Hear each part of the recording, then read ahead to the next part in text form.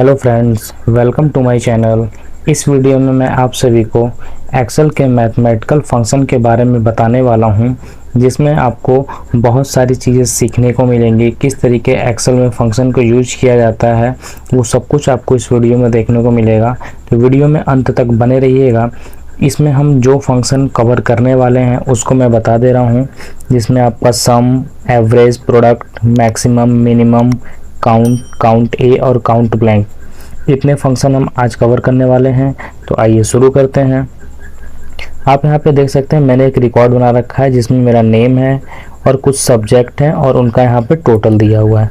सबसे पहले हम टोटल निकालते हैं। तो टोटल निकालने के लिए यहाँ पे जो मैं फंक्शन यूज करूँगा, इस बॉक्स पे जाऊँगा, यहाँ पे इक्वल टू, यहाँ पे SUM सम का फंक्शन लगाएंगे, ब्रैकेट को ओपन करेंगे। देखिए यहाँ पे मैंने इंग्लिश से नंबर यूज शुरू किया और SST के सब्जेक्ट तक जाना है आपको। तो इंग्लिश से लेके SST तक ऐसे पूरे बॉक्स को क्लिक कर लीजिए, ब्रैकेट को बंद करके एंटर दबा दीजिए। तो आप यहाँ पे देख सकते हैं कि आपका ये पूरा जो है ये टोटल आ गया। एक बार टोटल आ जाएगा एक सेल में, तो बस आप उसको यहाँ से ऐसे सेलेक्ट कर ऐसे ड्रैग कर देंगे तो वो पूरे बॉक्स पे अप्लाई हो जाएगा। तो एक्सेल की सबसे बड़ी खासियत यही है कि आप एक बार फंक्शन सेट कर दीजिए, फिर आपको जितने चाहे जितने पे ड्रैग करके आप अप्लाई कर देंगे वो सब पे एक बार में ही अप्लाई हो जाएगा। आते हैं एवरेज पे। यदि मुझे एवरेज निकालना है तो यहाँ पे एवरेज का फंक्शन लगाना होगा, इक्वल टू, आपको लिखना होगा एवरेज। एवरेज यहाँ से सारे सब्जेक्टों का नंबर का निकालेंगे। तो यहाँ पे मैंने इंग्लिश से सब्जेक्ट SST तक सेलेक्ट कर लिया, ब्रैकेट को बंद करके एंटर दबा दीजिए। तो यहाँ पे देखिए 70.6% इसका एवरेज आ गया। ये तो था फंक्शन से निकालना। यदि आपको फॉर्मूले से निकालना है तो उसको भी मैं बता देता हूँ। यहाँ पे आपको क्या करना होगा, equal to total number divide by number of subject. Number of subject हमारे पास कितना है, 1 2 3 4 5, और मल्टीप्लाइड बाई 100 या 1 भी कर सकते हैं। तो मैंने मल्टीप्लाइड बाई 1 करके एंटर दबा दिया। फिर भी आप देख सकते हैं ये हमारा जो है एवरेज निकला है। तो एवरेज को आप टोटल के बेस पे या पूरे सब्जेक्ट के नंबर के बेस पे, दोनों पे निकाल सकते हैं। फिर इसको ऐसे यहाँ पे ऐसे ड्रैग कर देता हूँ मैं। नेक्स्ट फंक्शन है हमारा मैक्सिमम। मैक्सिमम का मतलब है to find the highest value in the range. यदि पूरे रेंज में आपको सबसे बड़ा नंबर जानना होगा, उसके लिए आपको मैक्सिमम का फंक्शन लगाना है। तो यहाँ पे देखिए इक्वल टू मैक्सिमम।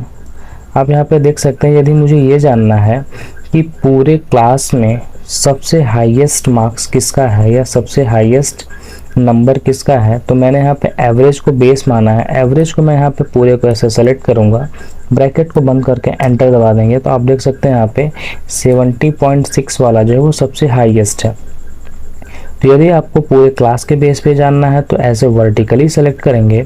यदि आपको किसी स्टूडेंट का पर्टिकुलर सब्जेक्ट वाइज मैक्सिमम जानना है तो उसके लिए बस आप फंक्शन थोड़ा सा चेंज कर देंगे, इक्वल टू मैक्सिमम, और आप अभी जो वर्टिकल सेलेक्ट किए थे उसको हॉरिजॉन्टल सेलेक्ट कर लेंगे। जैसे मैंने यहाँ पे सब्जेक्ट बेसिक पे जानना है, सेलेक्ट करके ब्रैकेट को बंद करके एंटर दबा दीजिए।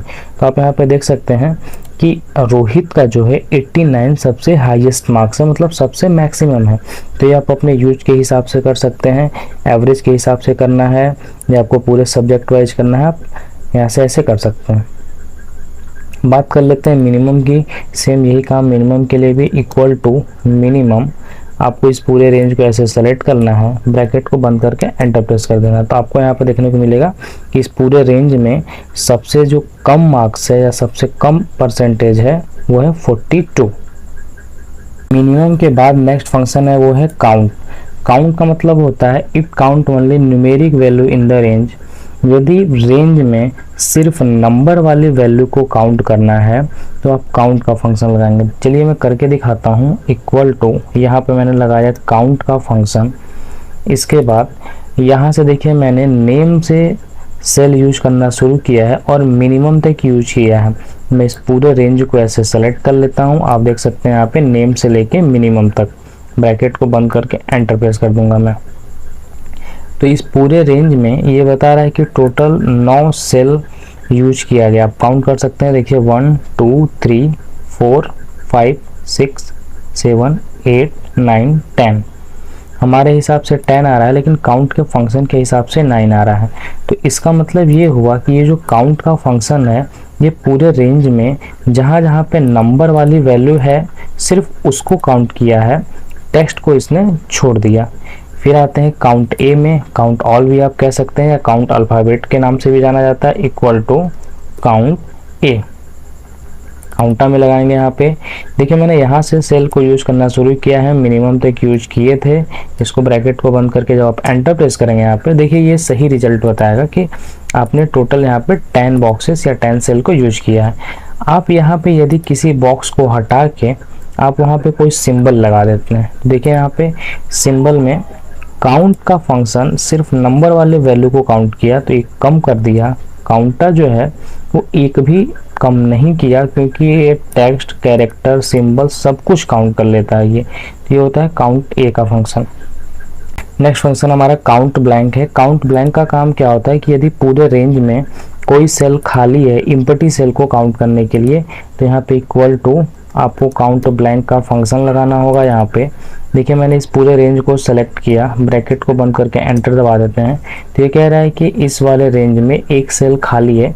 तो आप देखिए यहाँ पे इंग्लिश वाला बॉक्स खाली है। अगर मैं इसको फिल कर देता हूँ तो यहाँ पे 0 हो जाएगा, और यदि इसमें से किसी भी बॉक्स को आपने खाली कर रखा है तो वो बता देगा कि इस रेंज में कितना बॉक्स खाली है। तो काउंट ब्लैंक का फंक्शन पूरे सेल में कौन सा एम्प्टी सेल है उसे काउंट करने के लिए किया जाता है। नेक्स्ट फंक्शन हमारा प्रोडक्ट। प्रोडक्ट का मतलब होता है मल्टीप्लिकेशन। मैं यहाँ पे प्रोडक्ट का फंक्शन यूज करके दिखाता हूँ। आपको यहाँ पे लिखना होगा प्रोडक्ट। देखिए यहाँ पे नंबर 1 कॉमा नंबर 2 ब्रैकेट को बंद करके एंटर कर देंगे। तो आप देख सकते हैं यहाँ पे ये दोनों को मल्टीप्लाई करके यहाँ पे इसका टोटल दे दिया। तो प्रोडक्ट का मतलब होता है मल्टीप्लिकेशन करना। उम्मीद करते हैं वीडियो आपको अच्छा लगा होगा। मिलते हैं आपसे नेक्स्ट वीडियो में कुछ और एक्सेल के फंक्शन के साथ।